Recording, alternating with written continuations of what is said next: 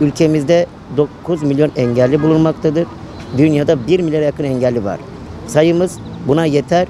Biz başarıyı elde etmek için azme ve güçle sahibiz. Hiçbir engel önümüze teşkil etmemelidir. Biz engelsiz bir dünyayı her yerde istiyoruz. Bunu da birlikte başarabiliriz. Tabii bununla birlikte şunu söylemekte fayda var. Bilinç zayıflığı yaşıyoruz, yetersizliği yaşıyoruz. Bunu ulaşımda yaşıyoruz, eğitimde yaşıyoruz, sağlıkta yaşıyoruz. Aynı şekilde bilinci artırabilirsek, birbirimize bu dayanışmayı gösterebilirsek, halk olarak bütünleşip sosyal devlet anlayışıyla birlikte olabilirsek ancak engelsiz yaşam olabilir.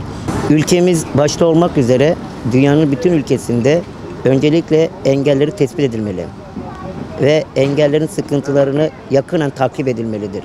Engellere kulak vermelidir, engeller derneklerine destek verilmelidir. Farklı farklı kategorilerde engellerimiz var ve bu kategorilere göre bir çalışma başlatılmalı, çözüm odaklı olmalıdır ve bu konuda desteklerini hiçbir şekilde geri çekmemelidir.